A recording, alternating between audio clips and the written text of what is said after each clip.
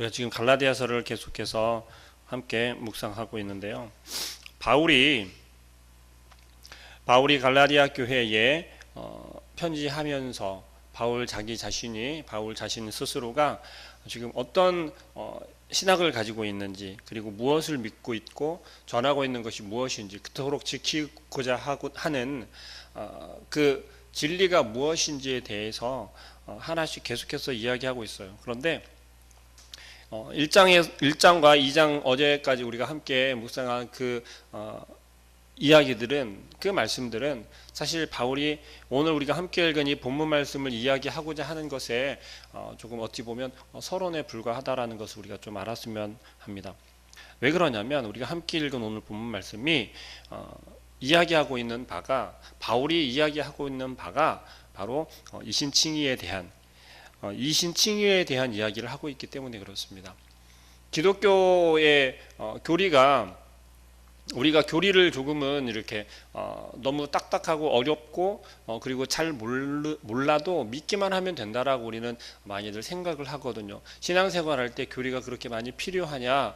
어렵고 잘 모르는데 그것은 그냥 뭐 젊은 친구들이나 좀 공부해서 알고 우리는 그냥 믿기만 하면 되는 거 아니냐, 예배 잘 드리고 하나님 말씀대로 좀 순종하고 하면 되는 거 아니냐라고 생각할 수도 있습니다. 그러나 지금 바울이 이야기하고 있는 이신칭의 이 교리가 만약에 기독교에서, 교회에서 무너진다면, 잘 지켜지지 않고 잘 가르쳐지지 않는다면 사실은 이 신앙생활 하는 거에 굉장한 어려움이 생길 겁니다. 왜냐하면 이신칭이라고 하는 것이 어찌 보면 기독교 교리의 핵심이기 때문에 그렇습니다. 우리 신앙생활의 중심이 될 수 있기 때문에 그렇습니다. 만약에 이것을 우리가 이해하지 못하고 그것을 깨닫지 못한다면 우리가 믿는 믿음이 과연 무엇을 믿는지, 어떤 믿음인지 우리는 진지하게 다시 한번 점검해 보아야 할 거예요. 바울은 지금 그 이야기를 오늘 본문 말씀에서 하고 있습니다. 지난 시간에 어떤 사태가 일어났었습니까? 큰 사건이 있었죠. 그것은 뭐냐면 바로 베드로와 바울이 크게 논쟁을 했었던 거예요. 논쟁이라고 하기보다는 바울이 일방적으로 베드로에게 책망을 했었던 이야기죠. 그것이 무엇이었습니까? 베드로와 바나바가 외식하는 것에 대해서 이야기한 거였습니다. 왜 그들은 외식할 수밖에 없었습니까? 오늘 15절에서 이야기하는 바가 바로 그겁니다. 우리는 본래 유대인이요 이방 죄인이 아니로되. 맞습니다. 바울과 베드로는 이방인이 아니었어요. 유대인이었단 말입니다. 그들은 선택받은 민족처럼 또 그들에게는 너무나도 다 허락되어진 그러한 것들이었어요. 그런데 바울이 이야기하는 바는 유대인이든 유대인이 아니든 이방인이든 상관이 없다라는 거예요. 그것을 베드로도 그 지금 안디옥 교회 교인들에게, 갈라디아 지역에 있는 교회들에게 설교하였고, 그 베드로의 설교를 들으면서 3,000명씩 5,000명씩 기록되지는 않았지만 10,000명 이상씩 한순간에 회심하고 돌이키는 그러한 역사들이 일어났다라는 거예요. 나타났다라는 거예요. 그것을 경험한, 또 언급했었지만 이방인들 중에 최초의 신자라고 할 수 있는, 신자라고 한다라고 하면 세례를 받은 세례교인을 이야기를 하는 거지 않습니까? 최초의 세례교인이 바로 고넬료였단 말이에요. 이방인 중에 한 사람이었던 그 고넬료가, 그 가족들이 베드로의 설교를 듣고 베드로의 복음을 듣고 그들이 회심하고 세례를 받고 이방인들의 최초의 신자들이 되었잖아요. 그런 것을 경험한 베드로가 지금 안디옥 교회 교인들과 함께 무엇을 하고 있었다고요? 식탁 교제를 하고 있었는데, 그 자리에서 그 이방 신자들을 대상으로 그들과 함께 있는 그 자리에서 외식하는 모습을 보여버렸단 말입니다. 왜요?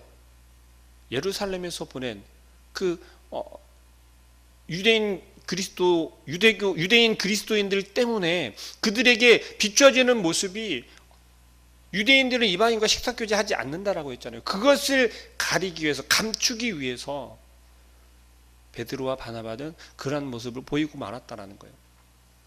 우리 같으면 그럴 수도 있지, 상황이 그러니까 라고 하면서 이해하고 넘어갈 수도 있는 거였어요. 그러나 바울은 그게 아니었다라는 거예요. 15절에서 그렇게 바울이 이야기하고 시작합니다. 본래 우리는 유대인이고 이방 죄인이 아니로되 자, 이방인들을 죄인이라고 이렇게 단정지어서 이야기를 하고 있어요. 그때 당시 유대인들은 그렇게 여겼었다라는 거예요. 사람이 의롭게 되는 것은 율법의 행위로 말미암음이 아니요 오직 예수 그리스도를 믿음으로 말미암는 줄 알므로 우리도 그리스도 예수를 믿나니 라면서 이야기를 하고 있습니다. 베드로가 무엇을 잘못했고 우리가 정말 무엇을 믿어야 하는지, 무엇이 중심이 되어야 하는지 그것에 대해서 바울이 이야기하기 시작한 거예요. 우리가 율법의 행위로서가 아니고 그리스도를 믿음으로써 의롭다함을 얻으려 함이라 라고 이야기를 합니다. 자, 우리가 지금 믿음 생활을 하고 있지 않습니까? 신앙 생활을 하고 있단 말이에요. 그런데 우리는 우리의 믿음이 어디에서부터 나온다라고 여기십니까? 우리의 믿음은 어디에서부터 생긴다라고 우리가 생각하십니까?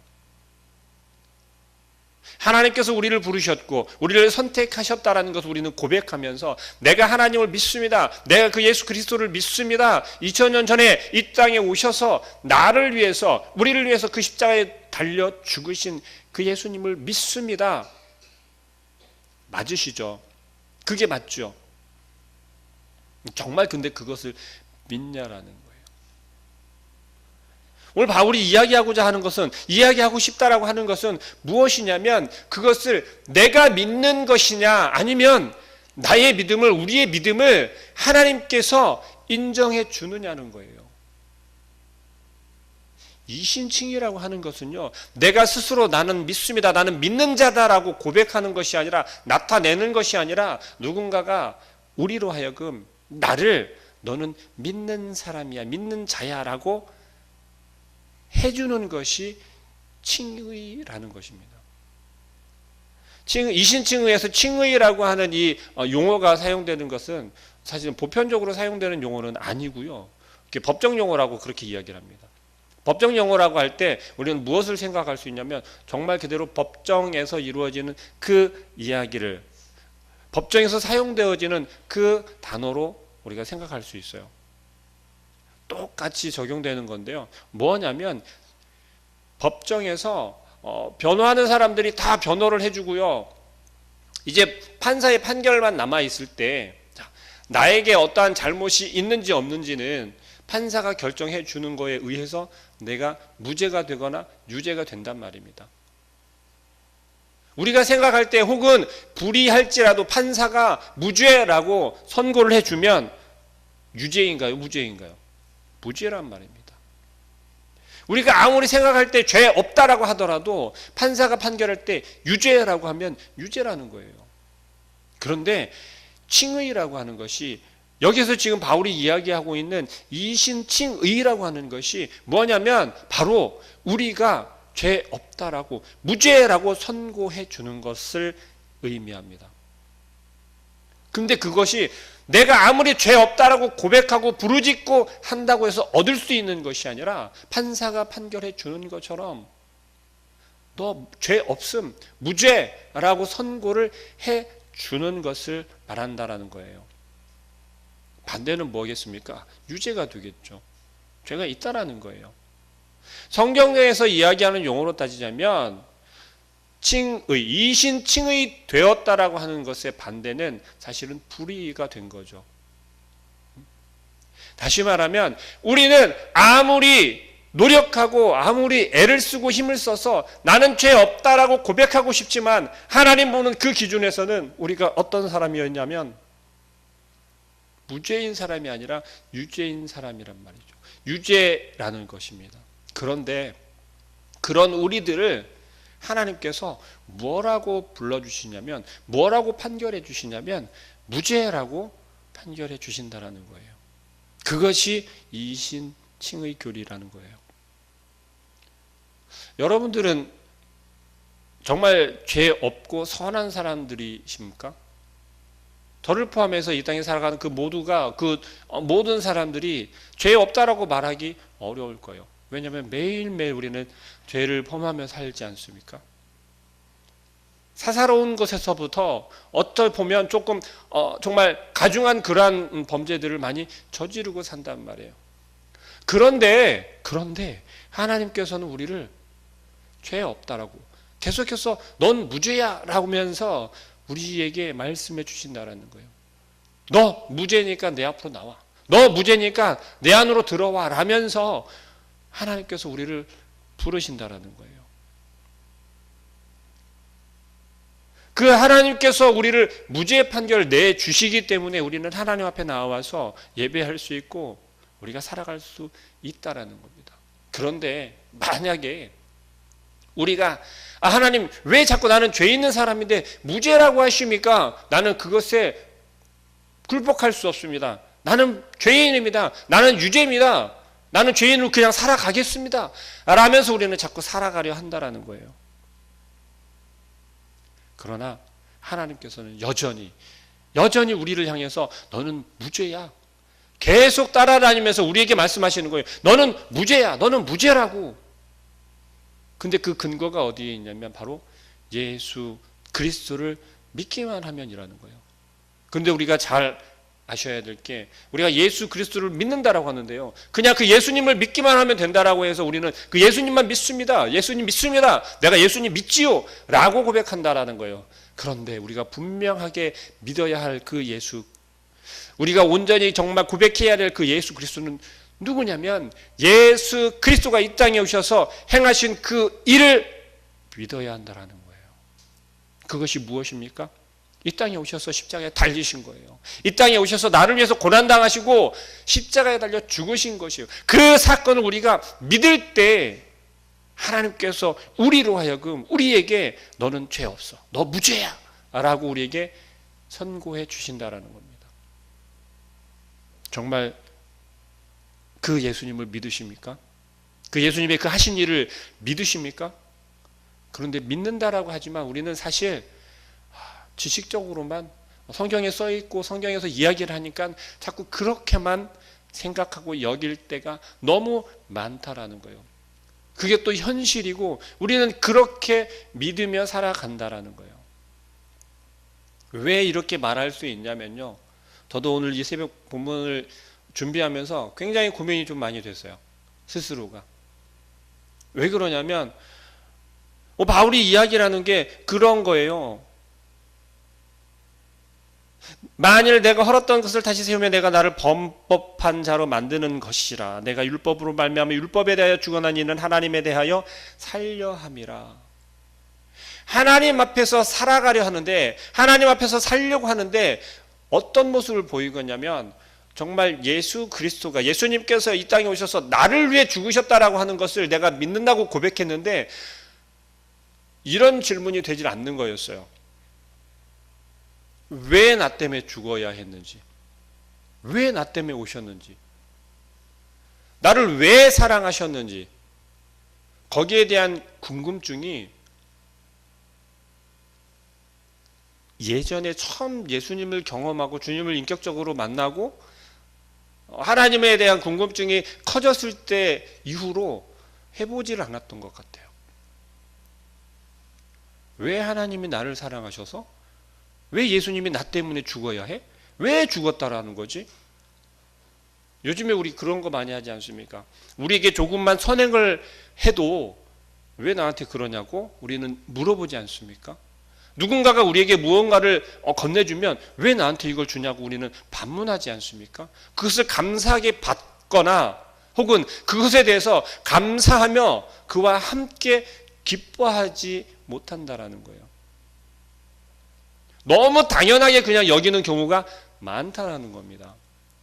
아무 그 이유에 대해서는 우리가 궁금해하지 않는 거예요. 하나님께서 우리를 왜 무죄하다라고 이야기를 해주시는지 우리는 궁금해하지 않는다라는 거예요. 그것이 그냥 하나님이 나를 사랑하셔서 라는 거. 그건 우리가 그냥 성경에서 써 있고 우리가 설교 시간에 예배 시간에 배웠고 그래서 그냥 안다라는 거예요. 근데 정말 내가 왜 그 예수 그리스도로 인해서 구원받아야 하는지 죄 없음이 되어야 하는지에 대해서는 궁금해하지 않는다라는 거예요. 아니 그 정말 놀라운 감격 속에 들어가면 궁금해하는 것이 너무 당연한데도 불구하고 우리는 그러하지 못하다라는 거예요. 그건 왜 그럴까요? 진짜가 아니기 때문에 그렇다라는 거예요. 바울이 이야기하고 싶은 것은 그거였어요. 내가 정말 예수 그리스도로 인해서 구원함을 받았다면, 내가 그 예수 그리스도를 믿는다면, 내가 그 예수 그리스도를 그 믿는 믿음 안으로 들어가 사는 것이 온전히 주님을 믿는 거다라고 이야기를 합니다. 어떤 차이가 있을까요? 우리가 예수 그리스도를 믿는 그 믿음 가운데로 들어가 산다라고 하는 것은 우리의 삶이 나의 노력이나 나의 열심이나 나의 헌신으로서 내가 그 믿음을 증명할 수 있다라고 생각할 수 없는 거예요. 우리의 신앙생활 속에서 내가 정말 바르게 그 신앙생활을 한다라고 여길 만큼 교회에 헌신하고 예배 시간마다 참석하고 말씀에 귀 기울이며 내가 그 말씀대로 살려고 노력하는 그것으로 우리는 나의 믿음이 충만하고 나의 믿음이 단단하다라고 여기는 그 순간 우리는 믿음 안에 들어가 사는 것이 아니라 그저 우리는 그 믿음을 고백할 뿐이라는 거죠. 바울이 이야기하는 것은 그러한 것이 아니에요. 20절 말씀에 내가 그리스도와 함께 십자가에 못 박혔나니 그런즉 이제는 내가 사는 것이 아니오 오직 내 안에 그리스도께서 사시는 것이라. 어떻게 나를 위해서 죽으신 그 예수 그리스도를 내가 믿는다라고, 그 예수 그리스도가 나를 위해 죽으셨다라고 하는 것이 믿어지는데, 그 행한 일이 믿어지는데, 내가 어떻게 그 예수 그리스도와 함께 살아가지 못하고 그저 그것을 내가 그 사실을 믿습니다, 인정합니다라고 하는 그러한 수준에 멈추어지겠냐라는 겁니다. 바울은 그렇게 이야기하지 않습니다. 내 안에 그리스도께서 사신다라는 것이고, 이거 다시 말하면 내가 믿음으로 살아간다라는 거예요. 하나님께서 우리를 의롭다고 칭해 주신 그 믿음으로 살아간다라는 거예요. 그것이 우리가 기억하고 지켜야 하는 바로 이 칭의 교리라는 겁니다. 만약에 이것이 무너지면, 이것이 믿어지지 않고 우리의 믿음이 이런 믿음이 되지 않는다면 굉장히 곤란한 일이 생긴다라는 거예요. 어떤 곤란한 일이냐면, 우리가 이제 하나님 앞에 섰을 때 하나님이 나는 너를 누군지 도대체 알 수 없다라고 할 수 있다라는 거예요. 우리가 진지하게 다시 한번 고민해 볼 것은 우리의 삶이, 우리의 모습이, 우리의 신앙생활의 모습이, 우리의 믿음이 정말 진짜인지 가짜인지, 우리가 율법적으로 성경에서 이야기하는 것을 다 지켜야 한다라고 여기면서 그것만 집중하고 그것에 우리가 치중해서 우리의 삶을 그렇게 살아가고 있지 않는지 점검해 보고, 정말 우리가 믿는 믿음은 성경에서 이야기하고 있는 그 하나님의 말씀이 정말 하나님의 말씀으로 믿어지고, 그 말씀으로 인해서 예수 그리스도가 나를 위해 이 땅에 오셔서 죽으셨다라는 그 사실을 믿을 때, 그리고 우리의 삶이 그 믿는 믿음으로 살아가는 삶이 되어질 때 비로소 하나님의 말씀대로 살아가는 우리의 삶이 되어질 줄 믿습니다. 마지막 절이 그렇게 이야기합니다. 내가 하나님의 은혜를 패하지 아니하노니 만일 의롭게 되는 것이 율법으로 말미암으면 그리스도께서 헛되이 죽으셨느니라 라고 바울은 당당히 이야기를 합니다. 우리의 믿음은 우리가 노력해서 얻을 수 있는 그러한 지식이나 혹은 세상의 어떤 물건이나 그러한 것들이 아니라는 겁니다. 하나님께서 우리를 선택하시고 우리에게 그 아들을 독생자 예수 그리스도를 희생하시면서 우리에게 허락해 주신 거예요. 그리고 그것을 우리가 바라보며 그 행하신 일을 우리가 믿으며 우리의 신앙의 고백으로 살아가길 원하시는 그 하나님이 우리를 의롭다 칭해 주신 것이라고, 우리는 그것을 믿으며 살아갈 수 있는 온전한 주의 자녀들 되기를 소망하고 또 오늘 하루의 삶이 되기를 소망합니다. 기도하겠습니다. 하나님, 우리가 지금까지 믿었던 이 믿음이, 우리의 신앙생활이, 우리의 삶이 어떤 것이었는지를 다시 한번 점검하게 하시고, 하나님께서 우리를 얼마나 사랑하시고 또 하나님께서 우리에게 허락하신 우리에게 보내주신 예수 그리스도가 나를 위하여서 어떤 일을 행하셨는지를 우리가 온전히 깨달아 알게 하여 주옵소서. 우리 예수님이 죽으신 것은, 십자가에 달려 죽으신 것은 나를 위함이었고, 나를 무죄하기 위하여서 하나님께서 그 독생자 예수 그리스도를 희생하셨다는 것을 기억하며 또한 깨달아 알게 하여 주옵소서. 우리의 믿음이 그저 지식으로 혹은 우리의 귀에 들리는 그 소리로만 들리는 것이 아니라, 아는 것이 아니라 온전히 우리의 고백이 되게 하여 주시고, 그 예수 그리스도의 행하신 그 일이 우리의 삶이 되게 하여 주옵소서. 그러므로 우리가 온전히 아버지 하나님으로 인하여서 무죄하다, 우리가 의롭다 칭함을 받을 수 있게 하여 주시고, 우리의 삶이 그러한 온전한 삶이 되어질 수 있도록 주님 도와 주옵소서. 우리가 더욱더 힘을 내어서 열심으로 그 주님을 믿게 하시고, 그 믿음이 흔들리지 않도록 우리가 더욱더 그 믿음 가운데로 들어갈 수 있는, 아버지 하나님 말씀 가운데로 들어갈 수 있는 그 말씀을 온전히 주의 말씀으로 믿을 수 있는 온전한 주의 자녀들 되게 하여 주옵소서. 예수 그리스도의 이름으로 기도합니다.